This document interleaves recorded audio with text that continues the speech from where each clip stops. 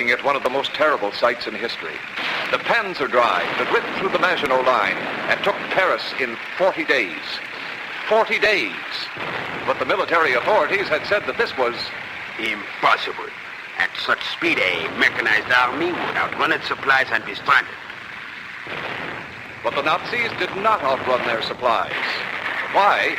Because right behind the Panzers came the German engineers, throwing bridges over rivers, laying roads for the supply trucks, keeping their machines constantly fed. For the French armies, the end was death. For the British, Dunkirk. And the Nazis boasted, "We will keep what we have won.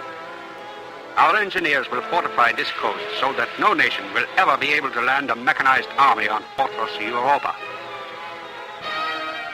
But this time, the Nazis were mistaken. Among the men who were to prove them wrong were the Navy-created Seabees, seagoing constructioneers, whose answer always is can do. Under the direction of the Civil Engineer Corps, they were to build and fight all over the world, in the Atlantic, the Pacific, against Germans, against Japs.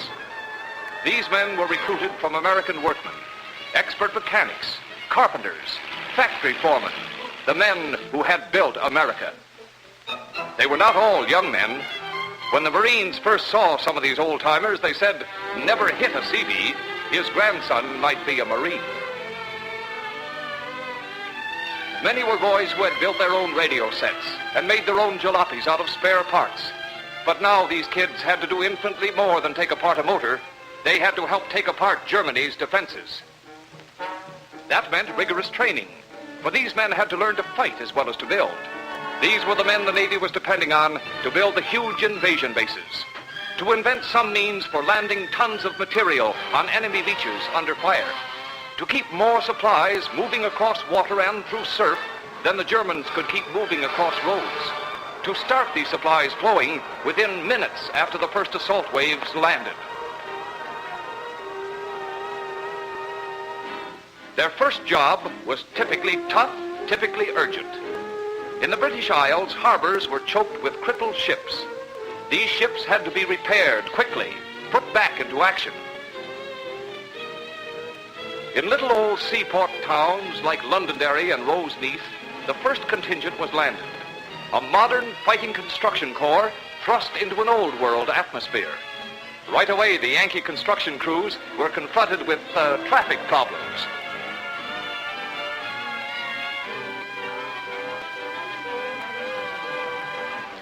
But neither beef nor beefing could stop them. They broke up the old world atmosphere, although the Luftwaffe was breaking it up a good deal more. New camps began to spring up.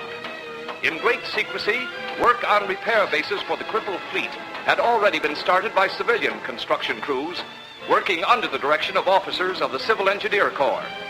The newly arrived units threw all their energies to rush to completion the docks, warehouses, and machine shops at these bases. American factories were turning out machines on day and night schedules. Into these machines went the fuel denied American pleasure drivers. Out of them came a new fleet, built from ships the Germans thought were flop houses for fishes. To refuel the 6 to 8 ships that were docking every day, men from Texas and Oklahoma threw miles of pipeline across swampy, rocky country. To store the oil, they constructed tank farms covering acres with large steel tanks. In America, such tanks were built by bolting the steel plates together. Here, some of the plates had to be welded, but there were some of the men who used to be welders. They taught the others. Then it was found each tank had to have a brick wall for protection against bomb fragments. 2 of the men turned out to be ex-bricklayers. They showed the others how it was done. In 7 months, more repair work was done than the old established yards had turned out during the entire First World War. Here is a typical base repair job. A destroyer on submarine patrol is caught by Stukas.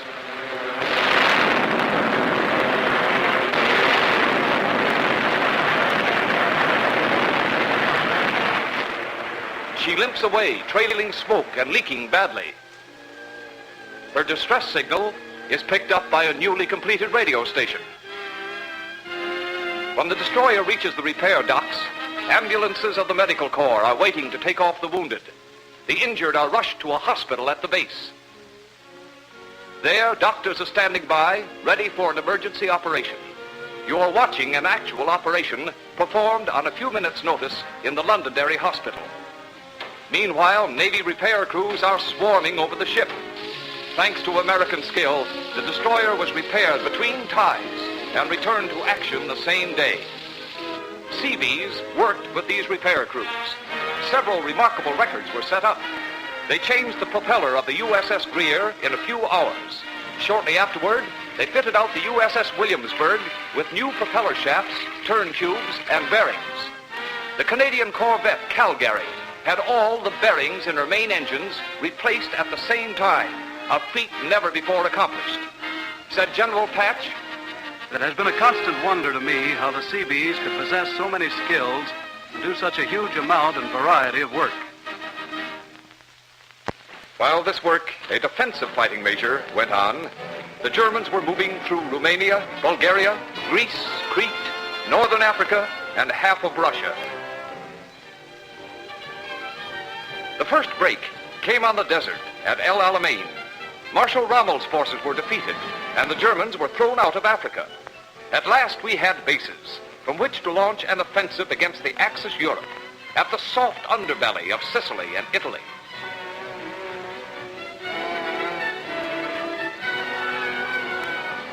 Compared to the Atlantic Wall, this was indeed the soft underbelly. But powerful shore batteries protected the combined German and Italian armies. With the barriers were strong natural defenses. The worst of these were long, shelving beaches.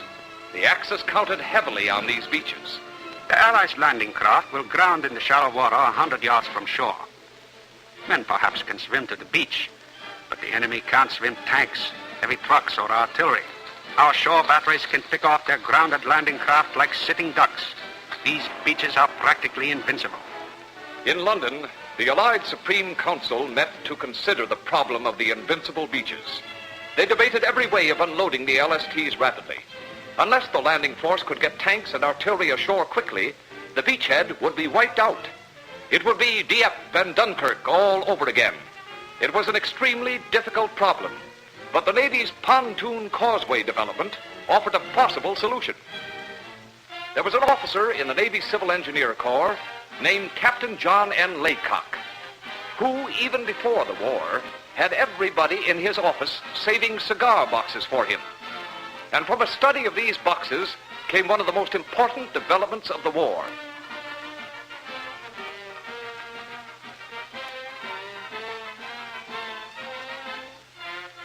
Here are models of this development. The Navy's pontoon, designed to stand a terrific strain. Fasten 50 of these boxes together, and you have a barge.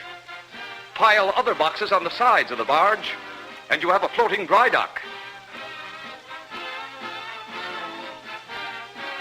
Secure 3 strings of them side by side, and you have a floating causeway that could bridge the distance from a stranded LST to the shore.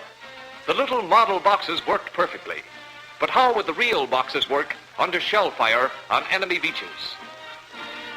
With a top-secret classification, steel boxes were built.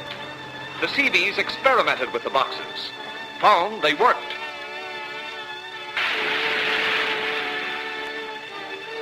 They called their pontoons the Jeep of the Seabees. But learning to handle the floating boxes was a whole new art. Learning to ride them in a heavy sea, a brand new way to get killed, unless you knew how.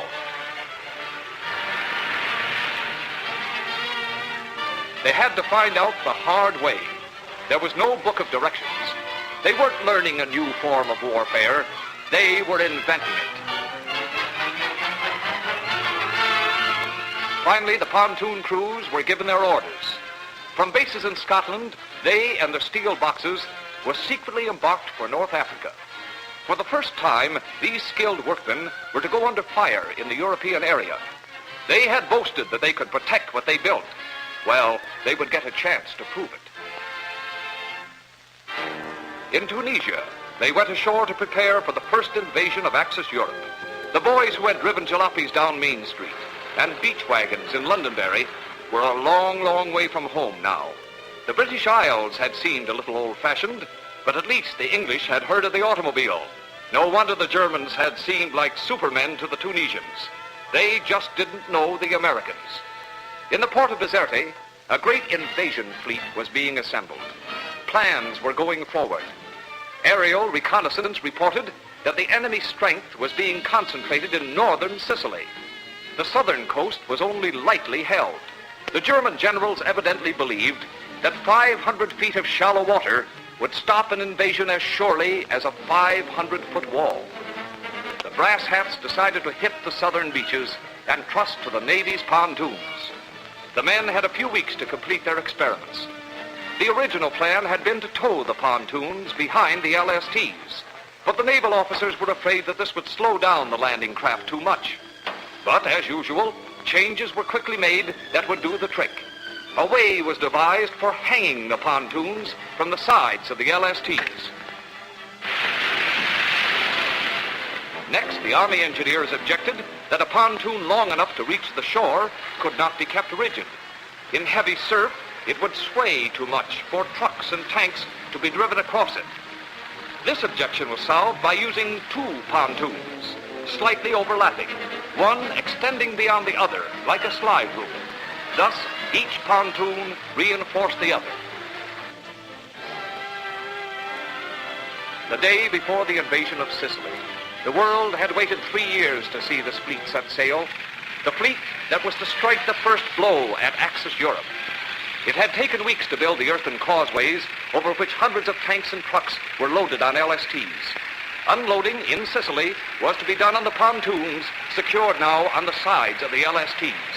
Everything was ready for the big show.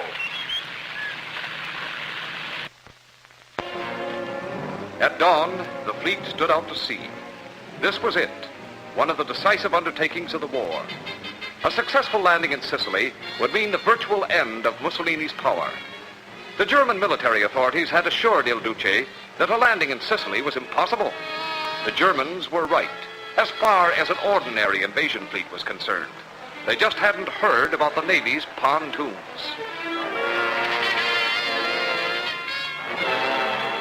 Sicily. As the landing craft charged the beach, the shore batteries opened up.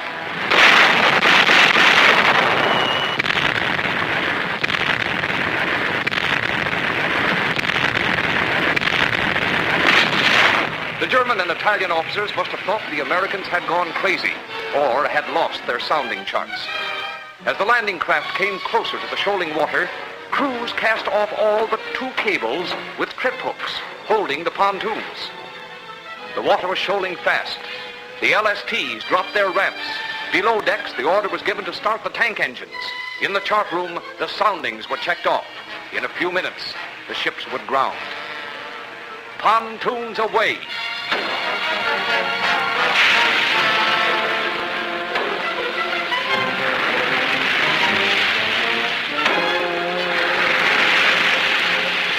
For a few moments, the LSTs towed the pontoons with the CB crews aboard. Then the ships grounded. The pontoons surged forward, carried by their own momentum. In a matter of seconds, their crews had guided them into place.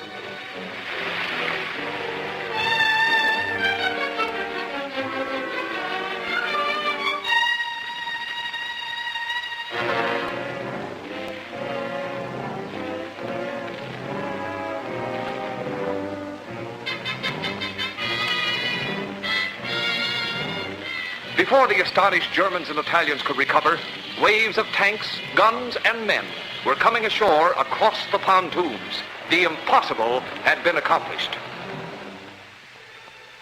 The next strike was at Salerno, the first blow at the mainland of Europe. This time the Germans knew all about the pontoons and were ready to handle them. The Italian troops guarding the shallow water beaches at Salerno were reinforced by the crack 16th Panzers. Big guns had been installed on the cliffs. Stukas and Focke-Wulfs stood ready at the landing fields. All received the same orders.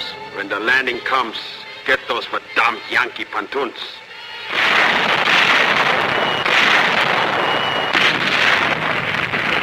The minute the German guns opened up, everybody knew this was going to be different from Sicily.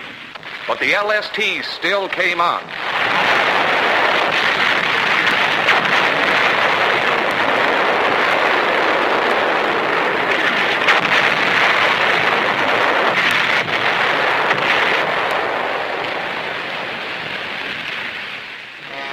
The first men had already hit the beach. Unless support could be gotten to them, they'd never leave it. The pontoons were launched. On the open rafts, the men were as exposed as frogs on a flat rock. Then the Stukas came down on them. The planes concentrated on the LSTs and the loaded causeways.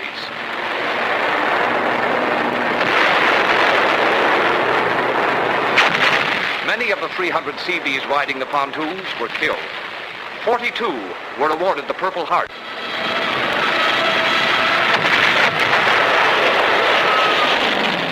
German bombs and shells wrecked some of the pontoons, but the steel boxes were all interchangeable, and new ones were substituted.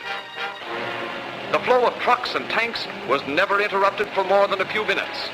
A Seabee-operated bulldozer had the honor of being the first invasion vehicle to land in Europe. In spite of one of the worst bombardments in history, the Navy and Coast Guard brought in 190 LSTs. They were unloaded. The Germans fell back, and the Salerno beachhead had been taken. The whole world knew the next attack must come against the west coast of Europe, against the Atlantic Wall, one of the greatest engineering projects in history. The Germans had good reason to believe that we could never land a mechanized army against such defenses as these. That would mean landing more supplies here in 2 months without any docking facilities that were landed during the entire First World War with the use of all the Atlantic harbors. Yet, if these fortifications fell, Germany must fall. Plans for the invasion began in 1943 at the Quebec Conference. It was decided that at least 12,000 tons of supplies and 2,500 vehicles per day would have to be landed to support our attacking forces. This was more than all the French ports could have handled even in time of peace. For strategic reasons, the Bay of the Seine was selected for the landing. But the Bay of the Seine has a 21-foot tide. That meant any causeways usable at low tide would be underwater at high. There was also a stiff tidal current that would carry away any ordinary floating bridge. And also there were sandbanks that made shipping almost impossible. The German fortifications were particularly strong here. The conference did not attempt to solve these problems. They simply outlined the broad policy and left the details to the engineers. Immediately, preparations began to launch the invasion, one of the most gigantic operations ever undertaken by man. Enormous bases were built along the south coast of England: Exeter, Plymouth, Dartmouth, Falmouth, Forey, Salcombe, Teignmouth, and many others. But the bases were only incidental to the incredible engineering project underway. While the world waited, work went on in the utmost secrecy throughout the autumn of 43 and the spring of 44. Every day, flights of planes passed over the yards on their way to hammer the Atlantic Wall. Troops were shunted from all parts of England toward the docks. The great transports began to unload at Plymouth and Southampton. Something was getting ready to break. This program has been interrupted to bring you a news flash. London, the invasion of Europe has begun.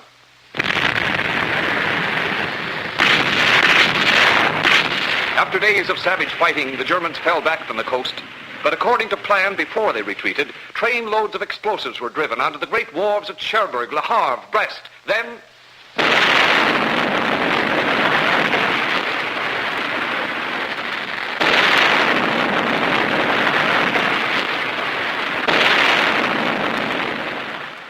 in a few minutes, the work of a generation of French architects and engineers was wiped out.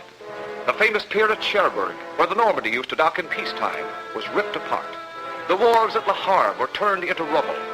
It would take months to repair the destruction, if it could ever be repaired. The Germans, thinking our invasion force had been cut off, counterattacked. In Berlin, Goebbels shouted this would be the greatest disaster in British and American history. The German reserves, held in readiness for months, were thrown in. They were told that the invasion force had been cut off from all supplies. Even building a breakwater to protect our cargo ships would take months. The Allies had anticipated the destruction of harbors. So in the months before D-Day, a great fleet had been assembled along the English coast, the strangest fleet that ever put to sea. Giant floating cement blocks, each literally as big as a house, stood ready in the harbors. These blocks, called Phoenixes, were a British innovation. Each had its own specially trained CB towing crew. Every Phoenix was divided into compartments equipped with sea valves, so it could be sunk in a few minutes. By sinking 20 or 40 of these blocks end to end, an enormous breakwater would be formed in a few hours. To protect the Phoenixes from attack, each of the cement blocks had a 40-millimeter gun mounted on top, manned by an Army crew. Once the Phoenix was sunk, it instantly became not only a part of the breakwater, but also a fort. Towed by tugs, this incredible armada began to cross the channel the morning of D-Day. The towing crews stood by the tow lines constantly. A sudden plunge of the cement mountains could snap the towing cables like twine. No one but a seaman can realize the difficulty of towing these heavy, plunging concrete giants across the choppy channel. When the Phoenixes reached the Normandy beach, there was a heavy sea running. The Navy tugs jockeyed their massive blocks into line. There was constant danger that the blocks would smash into each other. Dive bombers, shore batteries, and surf combined to make the operation interesting. As each Phoenix was swung into position, its crew opened the sea valves.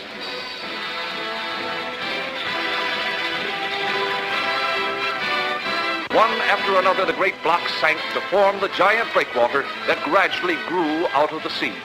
And under its lee, the cargo vessels moved in toward the shore.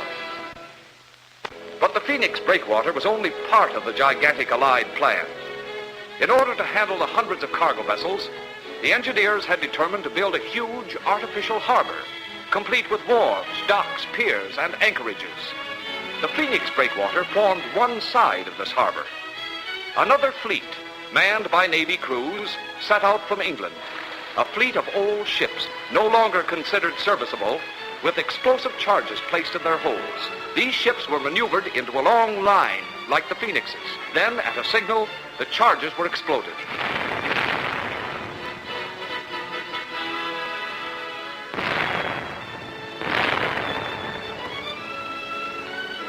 The ships sank to form an additional breakwater. A wall of ships, enough vessels to form a small merchant fleet, sunk to provide protection for their comrades bringing in supplies. Among them was the HMS Centurion, veteran of the last war and victor at Jutland, now past her prime, but still able in her death to strike again at Germany. It took only 11 days to turn this beach into a complete harbor. Meantime, the LSTs were unloading over the Navy's pontoon causeways. Here, for the first time in combat landing, the pontoon causeways were sunk to provide a more stable landing stage over the vast distance from tidewater to the beach. As the tide rose, the causeways were submerged at their outboard ends, but the exposed inboard sections could still be used. But this was a temporary expedient. The American and English engineers went right on working on more permanent docking facilities.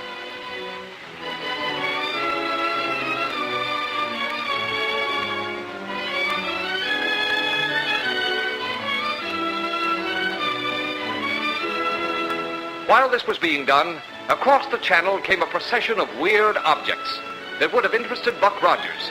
These were the new Lobnitz pierheads, invented by the British, each manned by a CB towing crew. These pierheads were secured to the ends of the floating causeways. Then the four long legs at the corners of the pierhead were lowered until they struck bottom. These legs held the pierhead and the causeway steady, so the ships could be unloaded. To keep the pierhead from being covered at high tide, the platform was arranged so it could be lifted up and down on its legs. When the tide rose, the platform was raised with it. So no matter what the tides, the pierheads were able to operate 24 hours a day. The English, who weren't used to the Navy pontoons, preferred to use bridges mounted on floats, which they called whales. These whales were used to bridge the distance from Lobnitz Pierhead to shore. For ships too big to tie up to the Lobnitz pierheads, the Navy men came through with another trick. They put outboard motors on barges made of pontoons and ran them out to the ships. These self-propelled barges, called rhinos, were probably the most useful single invention in the whole operation. During the first days of the invasion, 85% of all vehicular traffic was landed by rhinos. In 2 or 3 trips, a rhino could unload an entire LST, regardless of tide, currents, or enemy gunfire. Having about as much draft as a flounder, the rhinos could run up on the beach and unload. Some were simply beached and used as a sort of a warehouse for men needing sudden supplies. Within a few days after the first men had come ashore, more equipment and supplies were being landed on the beachhead than had ever been landed anywhere at any time in history. No harbor in the world could have handled this amount of shipping. Yet this great system of wharves and docks and breakwaters had been constructed under fire. Suddenly, in the middle of this gigantic operation, storm warnings went up. Weather experts had picked June as a good month for the landing. Unfortunately, the wind and sea hadn't read the weather reports. Before the harbor could be completed, the worst June storm in 20 years hit the coast. The huge concrete phoenixes were thrown about like children's playing blocks. For 3 days, it was impossible to bring ships into the harbor. When the storm had blown itself out, the harbor was a ruin. The causeways were torn up and flung on the beach. Scores of ships lay wrecked in the harbor. Immediately, repair operations were begun. On their repair barge, Can Do, which had seen service from H hours, Seabees worked steadily to repair and rebuild wrecked equipment. More supplies were landed in the first month, in spite of the storm, that had been considered possible under ideal conditions. The Seabees stayed to see the Allied armies they had helped land on the beach at Normandy drive deep into Germany itself.